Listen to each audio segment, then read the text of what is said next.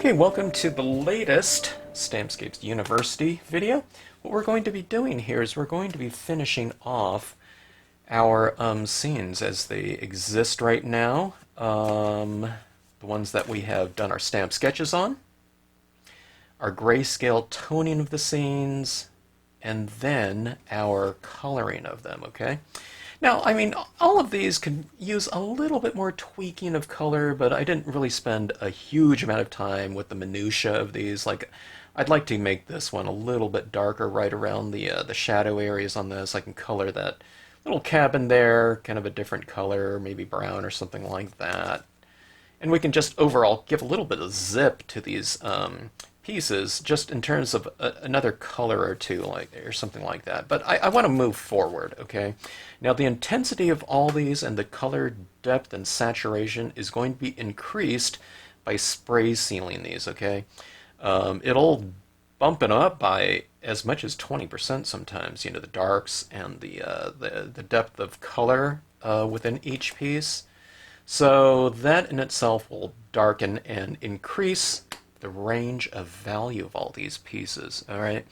But I just want to get into this. I want to increase the textural range and the depth range of these pieces just with some simple uses of imagery. I'm going to be using a VersaFine black with this leaf stamp here. The leaves are a real universal one. I can just put them wherever on here.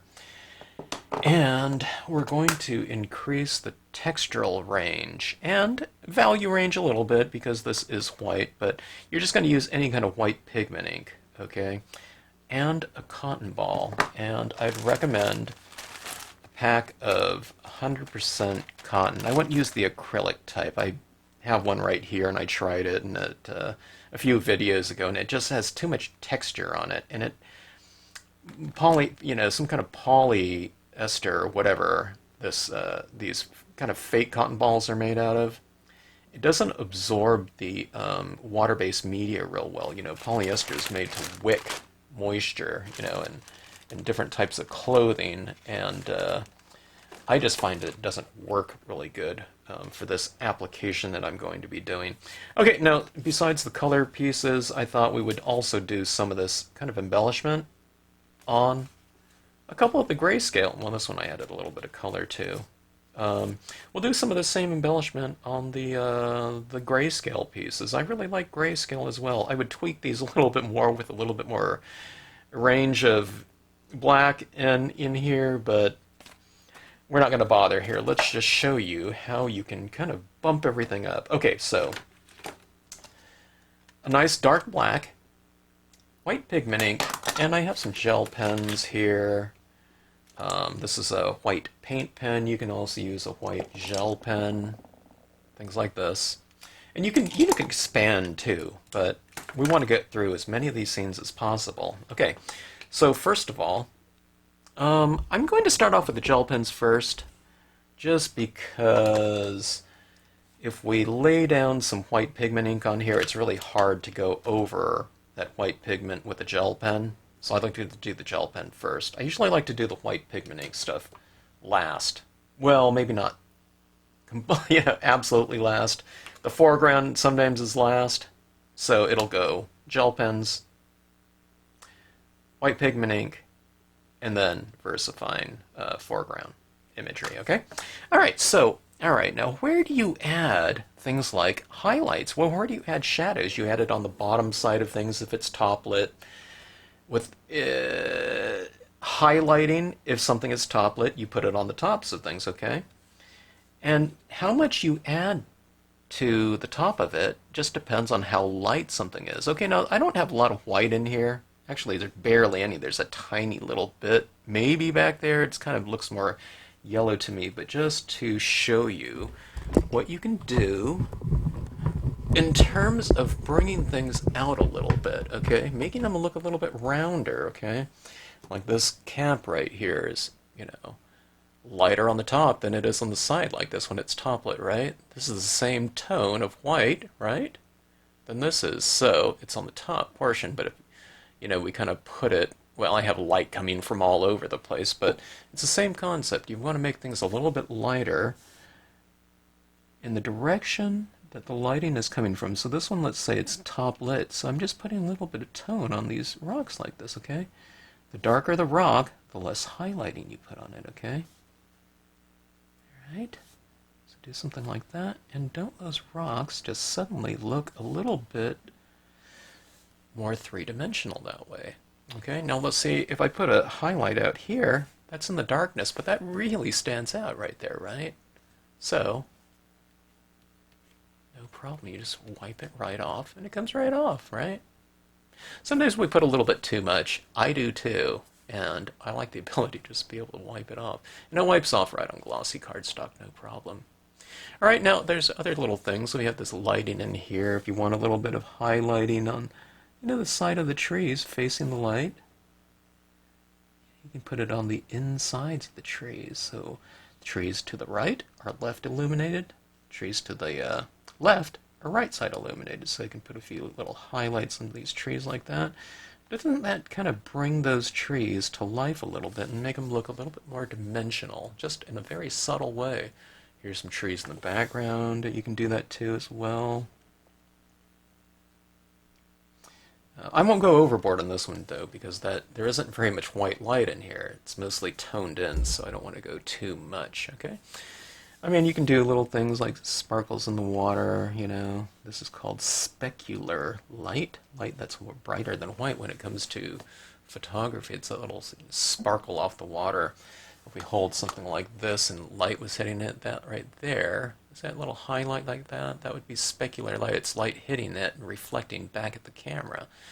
But you can see, specular light's on black right here. This is a reflection, right? So that would be like light reflected back. So it's everywhere. See that right there?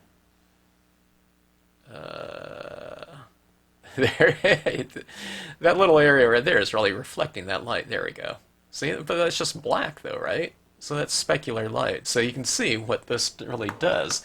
Not a lot of people utilize this aspect of things, but everything around here, my fingernails have some specular light. It's that highlight, right there. You see my knuckles and skin. You remove that, and you remove a lot of the three-dimensional aspect of things, okay? The visual. All right, so like on the tops of these tufts right here, I can make it look a little bit more dimensional by adding some of this. Kind of hold these things out at arm's distance too. This is what most people don't do when doing this. When they're learning this, we're focusing on little tiny areas. You're focusing on a 1/4 inch area. If you're saying, hold it at arm's distance and take a look at it. Sometimes we overdo this because we're just focusing in on something and we're not aware of how that little dot or cluster of dots affects the overall. All right, now on something like this, that's highlights right there because I'm putting it on the top sides of these little tufts of grass, right? Watch this. Highlighting, okay? But just from a textural standpoint and just visual interest, I can make these also represent little, I don't know, pearly everlasting or something like that. Little white, little wildflowers or whatever. You can do it in pink or whatever if you're out in California or something like that. You can do the California poppy orange ones or different areas, lupin, you can do purples and things like that. But doesn't that little texturing in there change things? Doesn't it look more visually interesting to have that extra little texture and pop of light? Doesn't it bring life into that grassy area? In areas that get a little bit boring, okay? Because there's not a lot of range. There's not a lot of range of value, and there's not a lot of range of texture, okay? You're adding in this extra little texture in there, and it's like this little pop of light. Look what it does in there in that grass right there. And like I said, it looks really good, when you do different colors like this. We're talking about the spring right now. You can do these little poppies. A lot of people do this like this. They space things out completely. If it's flowers, try clustering, put little clusters of it here and there. And don't do it completely even over the whole thing. Try it that way. And see if you like it. Okay, you'll see how that kind of blends into that background too. It's a different color, but It's kind of the same value in some ways, because this little orange pen isn't too different, but look at that little texture down there. Isn't that fun? So, and what it does in terms of visual interest changed this area, and to me it made it more interesting looking. So it's just used for both highlighting and texture. You can do pinks in here or anything like that. It's really fun. All right. On this one right here, I don't know what colors I would do. Well, let me see if I have something here. Now, there isn't any white light in here. So, white reflected light doesn't really make sense, but let's see if I have a... Here's a pink right here. This is a pastel pink. This is kind of pastel pink lighting right down there, right? Let's see if this, it can stand to use a little bit of texture. This is a white, a pink, a pink paint pen here. Let's see if I can put a little highlighting down here. You can see the lighter areas down here, right? Let's try this one right here. Okay, this one's flowing now.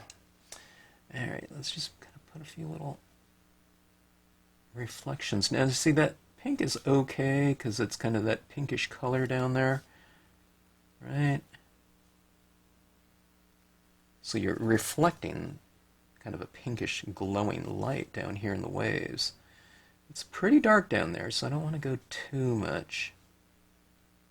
Put the spindrift coming off the top of the wave, but doesn't that change that down there a little bit? See that highlighting? Now look at this up here in the orange area. Let's give this a try right here. This represented flowers in the last piece, but let's put little highlights on these waves right here. I'm glad people have kind of rediscovered this Seaside Cove, or discovered it for the first time. That's the stamp right down here. It's really quite universal. I really enjoyed using it on this piece. Alright, so that's, I don't know if you can see it, there's these little lines of this color in here. And in that yellow there, I don't know if yellow is going to stand. Here's a yellow. Right here, I can put a few little yellow highlights. It looks pretty good. I do little striations into the design. There's these little vertical, not vertical, horizontal striations in the water. We can add this down here. And this yellow relates to this kind of color scheme in here. Let me try the white. This white isn't perfectly opaque. It's more translucent, so maybe some of that little yellow color will show through this, you know. That's when having this pen a little bit more translucent is good. Yeah, doesn't look too bad, that white in there. Kind of use sparingly. Alright, so you see that right there? Doesn't that kind of surface look a little bit more interesting? Having that texture in there. Okay? Alright. I'm going to put a little star here. Here, first star of the night. Like that. Okay, that maybe looks a little isolated. Let's put a couple down here. I used to like going surfing at sunset, and then when twilight came out, you can see like the first, little star on the horizon somewhere. It was always really fun to see that and watch the sky change. It was my favorite time to go surfing. It was never really good waves. Good waves are always kind of like in the early morning for some reason. I have no idea why. But just in terms of the experience, I loved it at sunset. Okay, now this is going into the Milky Way stamp right here. And I'm reiterating some stars. I'm going for some larger ones here and there. You can kind of cluster it. This is kind of this purple, violet, lavender, whatever, little tone in there. Pinks, blues, white, right? So, why not use those same colors, reiterate those colors, right? And add those three colors in terms of some stars, so you get different depths and of stars' distances. The darker the star, it's probably more distant, right? maybe not, it's a younger star, whatever, I know. But just in terms of visually, there's this pink again. Okay. So you can add this little texturing in here. It's really subtle, but let's take a look at it close up. You see this? It's like a little confetti kind of treatment of these stars in here. And look what it looks like at arm's distance. Okay? All right, now, top lit, bottom lit. These clouds right here are bottom lit because the stars are coming from underneath, which is our light source. These ones are top lit because the stars are above it, right? I mean, you can do the composition like this too. That looks fine. Or, you know, there's no saying. Actually, that looks pretty good like that too, huh? If this is kind of up and down, I kind of like that. But on the tops of some of these clouds, facing that light, let's add a little bit of highlighting on top of these. Maybe it's just one dot on some of these little billows. The one areas where the billows are a little bit lighter, I can put a little more highlighting on them. See that right there? Doesn't it kind of make those clouds look just a touch more dimensional? I think they're pretty dimensional as is. The cloud cumulus has a lot of tight detail in it, and it, you know, it's a reflection of texture that I was going for in the design. But when you reiterate what I've done in the design with extra media, it just bumps it up one more. Okay, these clouds up here are kind of being bottom lit or whatever, side lit. It depends on, you know, what direction you're kind of pointing them in. But here's all those little details that you can do. And this is really fun stuff. It's just doing one dot at a time. But here you have it in those clouds. Let's take a look at these clouds. See those little highlights on them like that? Now let's look at it, kind of at arm's distance. You know, it doesn't stand out too much, but it's a subtle little thing. You start bringing it in like this, and watch down in these clouds, a little bit more detail and lighting gets revealed the closer you look at it.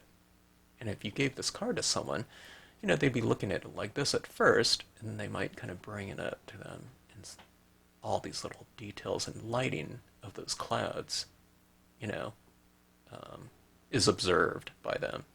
And also all these little twinkly little stars like that, you know, really kind of stand out a little bit more.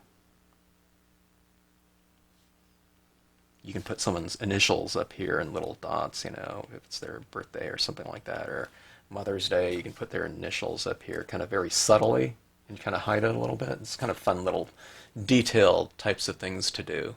Or you can give it to some kid and say, hey, can you spot your initials up in the sky? Maybe, you know, it's a Z, Y, or something like that, you know, or something like, you know, and kind of hide it, you know, and make it look like a constellation. I don't know, those are those little fun little things that I like to do. All right, this one right here, really dark. I mean, if I did some highlighting on here, it would really stand out, but let's give it a try. Okay. How about just right around that light source? I'll put this highlighting on the rocks that are facing that light. But look at that. Don't those rocks kind of stand out a little bit more now? Like that?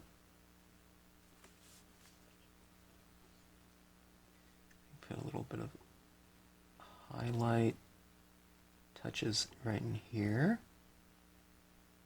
on some of this water. I'll keep it really quite subtle, or not subtle, but minimal. Okay.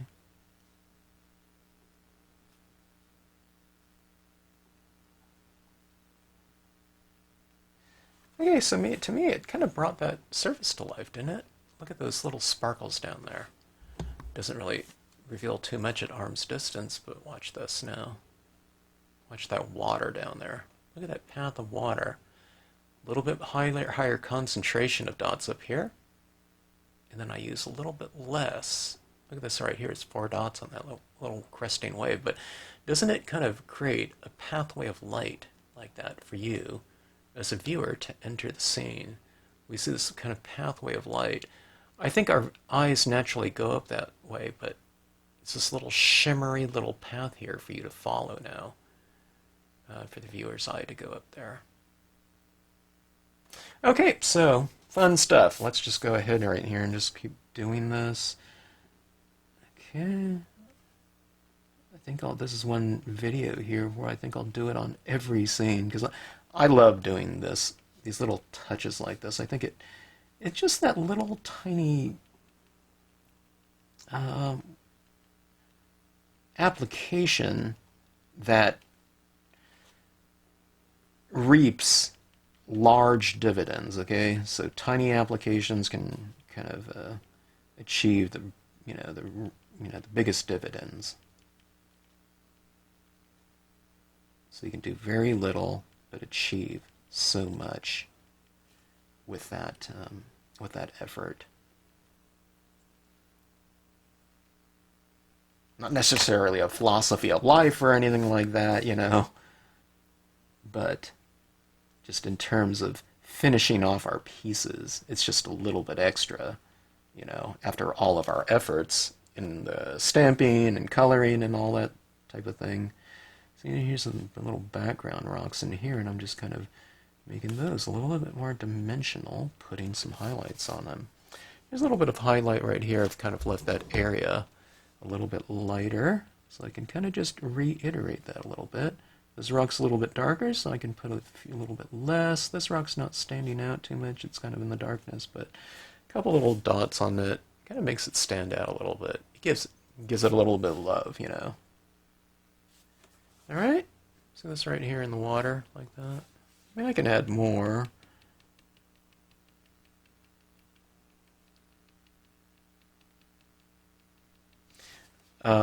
This type of thing, plus the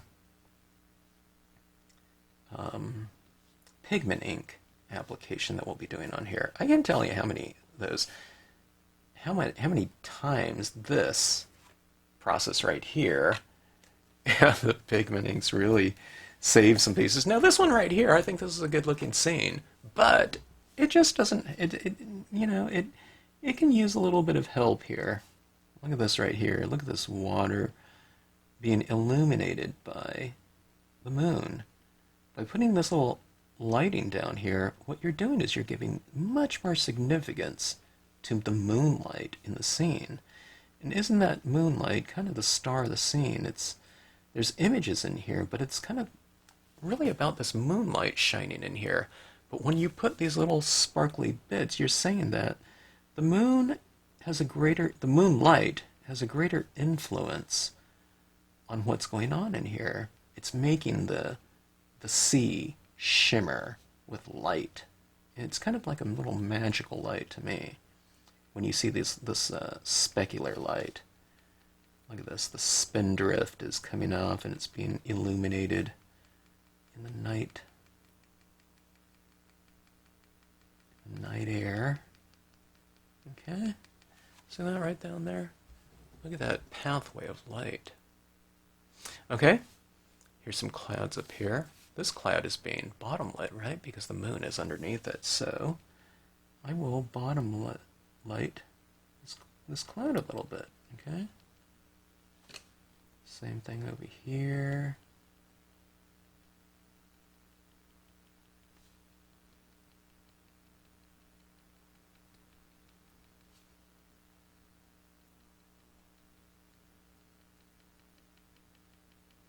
Okay. See that? I don't know if you can see it or not. Let's see. There we go. Alright, now see all these little clouds underneath here? They're being top lit. So let's address some of those. It's the same thing as if I'm addressing a rock or something like that. You just kind of put a little bit of highlighting. The darker it is, the less highlighting or no highlighting, okay? But you put a little bit more in the lighter area and less in the darker areas, and you just kind of taper it off. The middle ones might have a little medium area. Watch this down here. See this right down here? It's kind of in the darker area of the cloud, so let's just kind of put a few little dots on it, like so.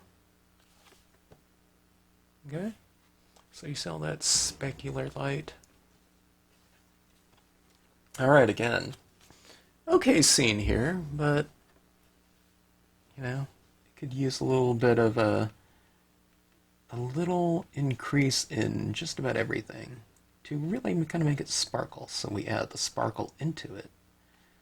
This is the Waterside Bluff here, and it has this little, I've drawn these little textures in the water. You can kind of do a little line on them if the area isn't too dark. Okay, so I'm just kind of reiterating that line right in here. Like this. See, it's kind of just adding that little bit in here. Okay? Alright, so in our grasses, why don't we top light some of these little tufts of grass.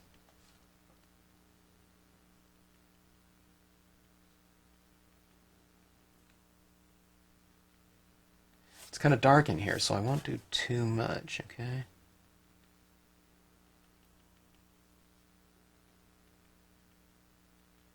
But let's add a little bit of visual interest in here, just in terms of what we did before. Let's go with some pink. Looks like there's some nice kind of pink spring blooms in here, okay? This pink and green are a really good combination. They don't blend in with each other, but they harmonize nicely. It's like nature, you know? These little spring blooms are little show-offs. They need to present themselves, you know, to attract pollinators. So you see these really beautiful kind of expressions of color. I wish I could get out to the deserts right now, but we're on lockdown. But the cacti should be in bloom right now in the high deserts of California. Earlier, it's the annuals. It's the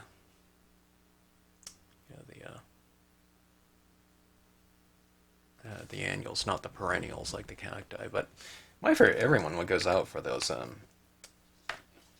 annuals. But my thing is, I think the cacti blooms are even more spectacular. All right, so in here, well, I mean, I could add some, you know, highlighting to these trees. I don't think I'm going to do that, but look at the sky right here. Now, the sky is so much nicer when that ink is fresh and wet, or after I spray it. So let's just add a few little stars right here, okay? Okay, do something like this. Isn't that little texture in the background? Isn't that fun? Like that. Now, let's vary it a little bit. Let's add a, you know, a larger star here and there. Okay. And you can do pink ones in there too. I mean, this is kind of a pinkish, or it is, a pinkish mauve looking color scheme right here. So much more intense when that ink was freshly applied. Alright, let's take a look in here. This is kind of a crazy composition here, I don't know. I was just going for, I wanted to create some kind of interesting little thing. It's like a couple people walking through the forest, but it seems more like supernatural or something like that, like a couple like aliens or something like that, but doesn't matter. Same concepts can apply. You can make things more interesting. So here's some highlighting around here. I should make those people kind of like glowing or something like that. All right. Road. Okay, there's a lot of space in here. Let's kind of create a little bit of a highlighting on this road surface. Kind of see it as it comes down here. I could really use my little tiny rocks for texture down here and whatnot, but let's just kind of focus on some lighting. It's down here in the grasses.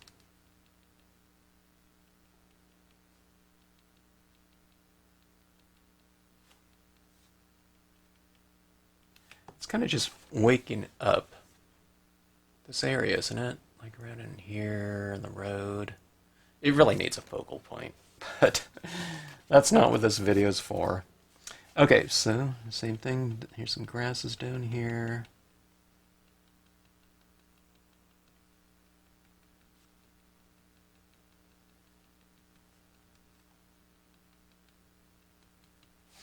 Okay, here's some clouds. Make them look a little more top lit.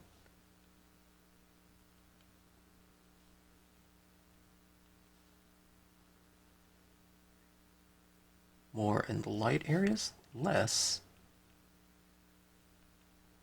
in the darker areas, okay? There wouldn't be so many highlights in an area without so much light, right? Does that make sense?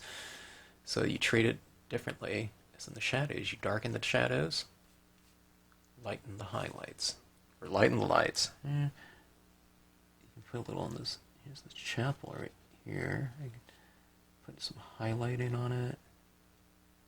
A little on the steeple, maybe.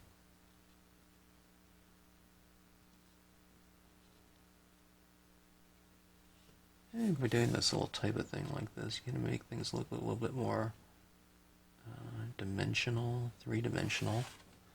See this right here? See where I put those lines? I just kind of went in the direction of the design itself. Okay, so I get down there in the grass and up here in the clouds. See those little highlights up there?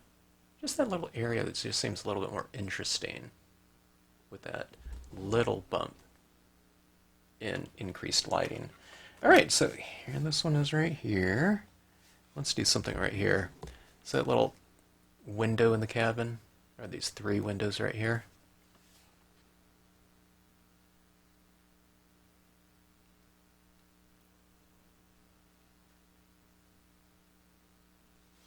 And then I'll put that same reflection down in the water. And I've drawn it into the design, but it's subtle. So it's hard to keep that area light right here when you're coloring in. So you can just go back and put it back in there with that.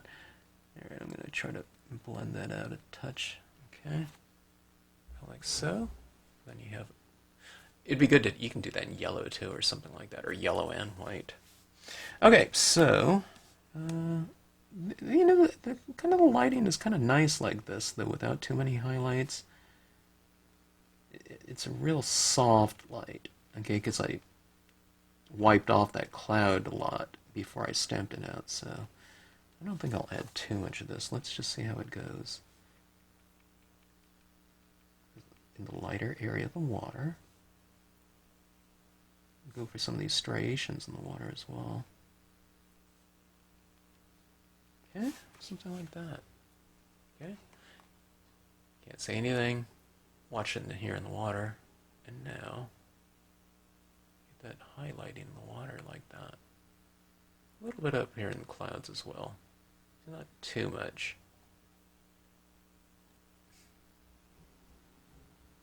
Went out in my focus. Okay, here we go. See those little areas of cloud like that? Right in here. Okay. Oh, this one's a better road one. There's just more action on here. More stuff going on. This is going to be like an old kind of antiqued look, you know, when you go with the like brown sepia tones like that, aged looking. Okay. Sometimes you want to have so many like highlights and real tight detail like this in a real antique look. I still think it makes it look kind of cooler that way, you know, having these little touches like this, the little details.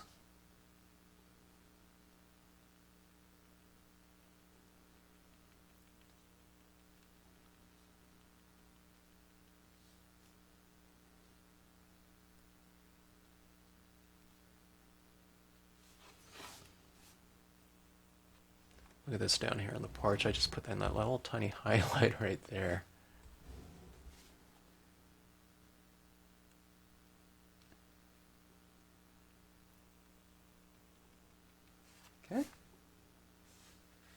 Ah, waterfalls. Love waterfalls now. I've been spraying the churning water spray with Dr. Martin's Bleed Proof White.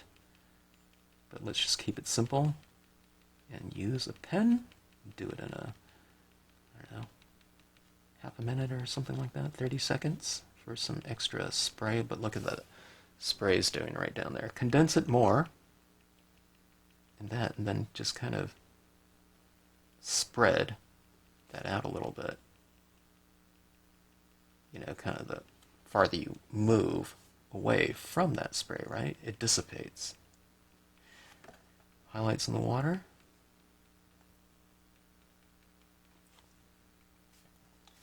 Okay. About like so.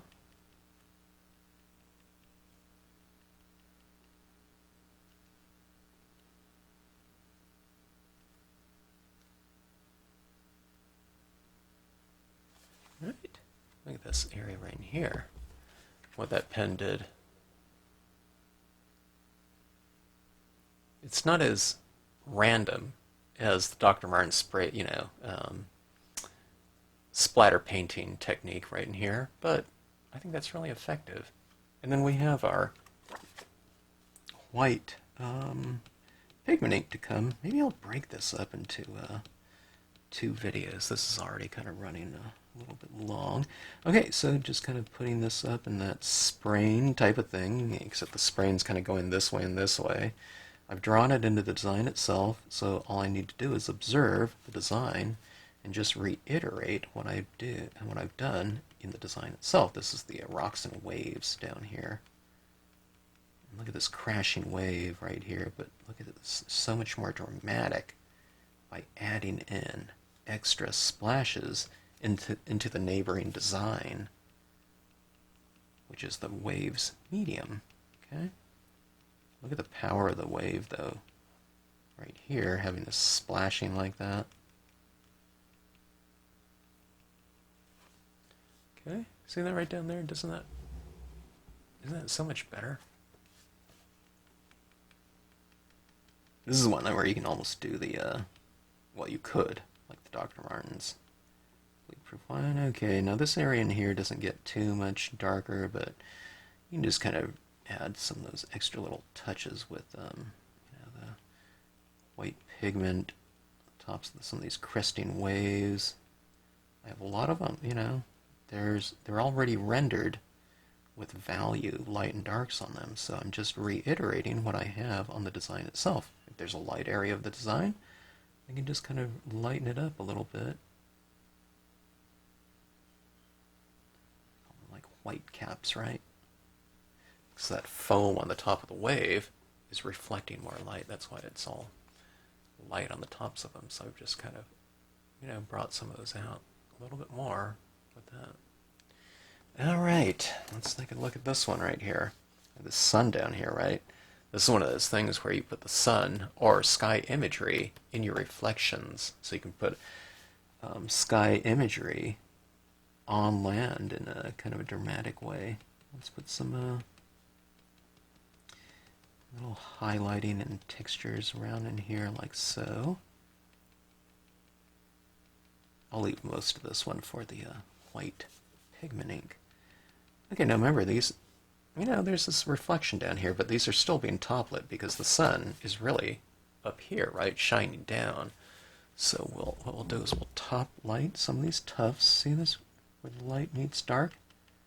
Where I put that little shadow in there, I'm just going and reiterating. Lighting direction.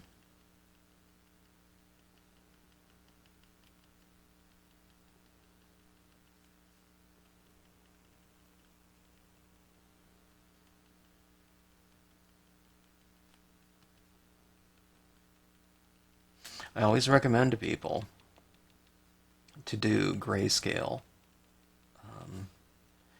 scenarios, okay, because it really tunes the eye for lighting.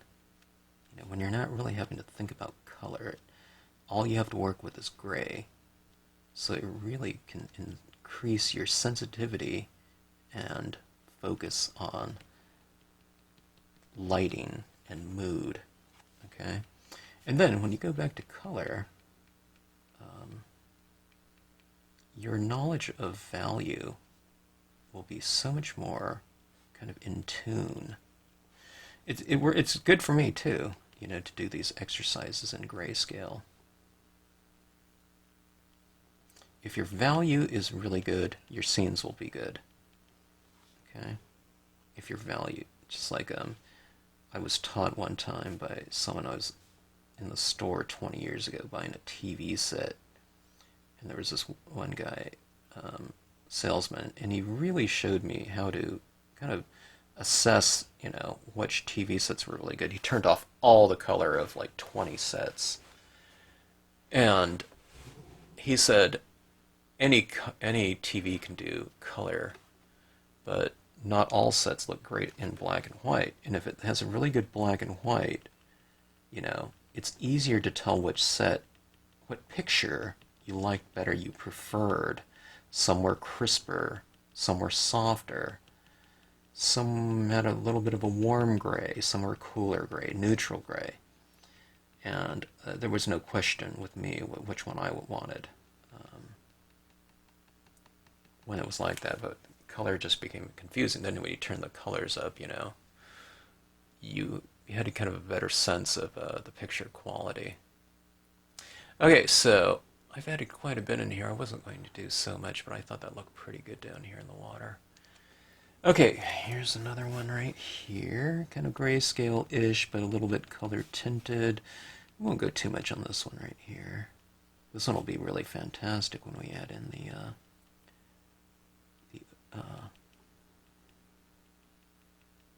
pigment ink.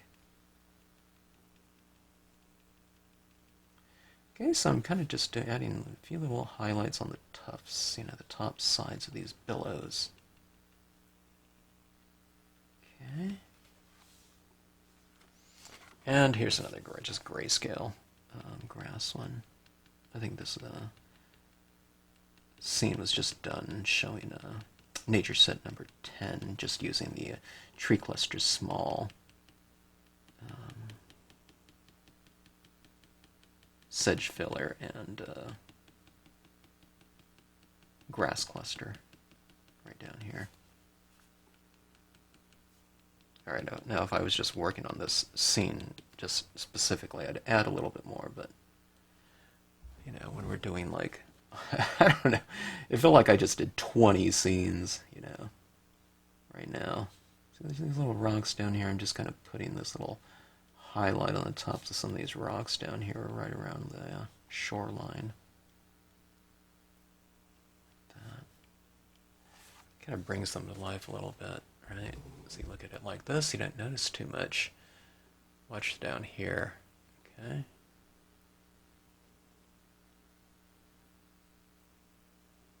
There you go.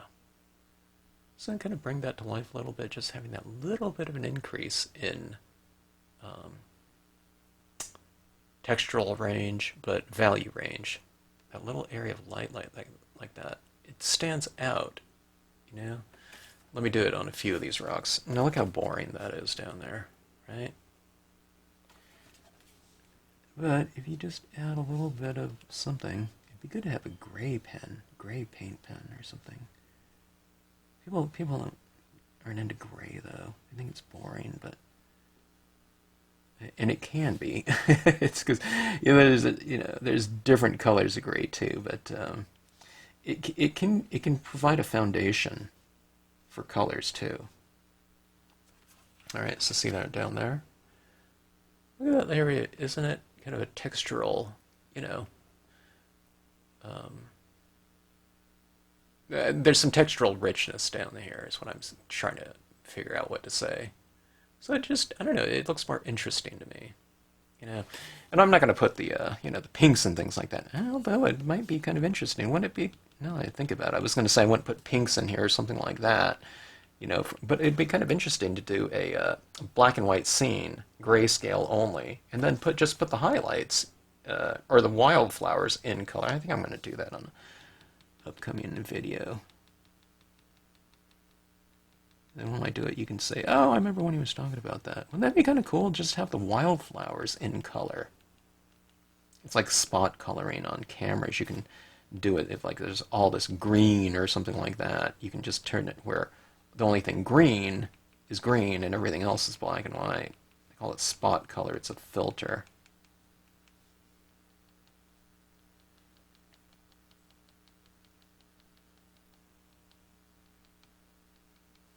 Alright, so there we have it right here. Look at that. Okay. Nothing, nothing, nothing. You start to see all these little things. Doesn't it look like they're illuminated or something like that when you get closer like that? There you have it. Especially down in here. Alright. Alright, so let's make this a two-parter. There were a lot of stamp compositions right here. Highlighted. Okay, now I can put all these out here. You're not going to be able to see anything at this distance of a camera, but all these little things like this, you know, are really enhanced with the use of a few dots sometimes. This one's right, kind of minimal right here. I put a few little dots down here in the water, a little bit up here in the clouds, and whatnot. Look at that. Doesn't it lead your eye this way? It's like follow the light or something like that. I should probably use a few more down here. But look at this right here. This is pretty simple right here. Just a few little dots around like that. It shimmers, okay? It's like little points of these lights like twinkling within the scene. And especially when you do it in kind of that area that's a little bit darker. I don't put anything out here because it's too light, but I don't know. It could be an interesting texture. This little, you know, kind of explosion of light here. It's like it's spread out. It's like you dropped a little thing and it, you know, glitter spread out like that. So it kind of just brings that little shimmer. Speaking of that, you can use other things. You can use glitter pens. Like this would be fantastic for like a pink metallic or a pink glitter.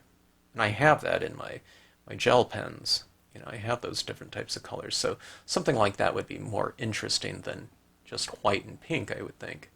So doing things like that, you know, try other types of pens. You know, these days I bought 180 colors gel pen set.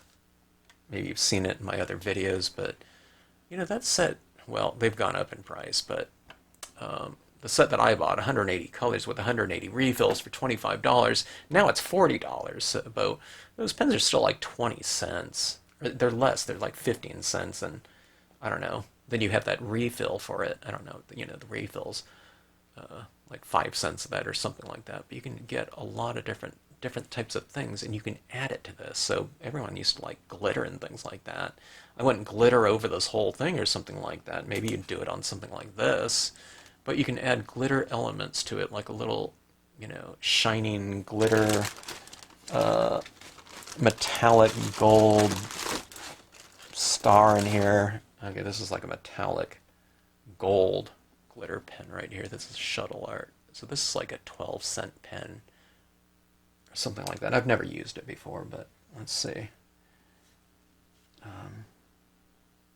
Okay, now as I'm doing this, sitting right here, I can't see anything. You know, because it's the same color as the background, but let's see if we can kind of capture it a little bit in the light right here.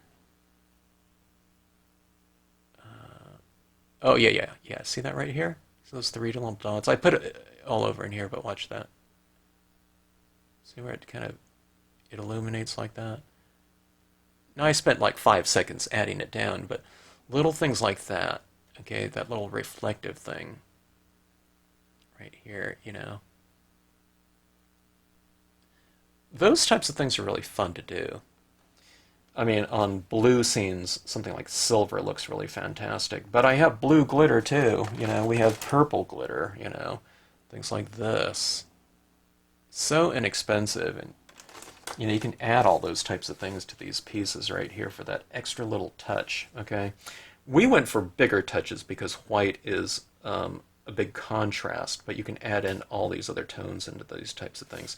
All right, so that is that, and what we'll do is we'll add in our white pigment ink into these scenes next. So we went for a very focused highlight and lighting addition to these pieces right here. So the next one will goes for a subtle, soft, diffused light added in here, and that can be super effective in terms of a kind of changing and boosting kind of the overall tactile quality of these pieces, and thus changing the mood of these pieces altogether with that addition. Okay, so thanks for watching. If you have any questions, drop me a note in the comment section. If you like this video, please hit the like button. It helps and supports the channel overall in terms of, I don't know, recommended channels or whatever, recommended videos. Okay,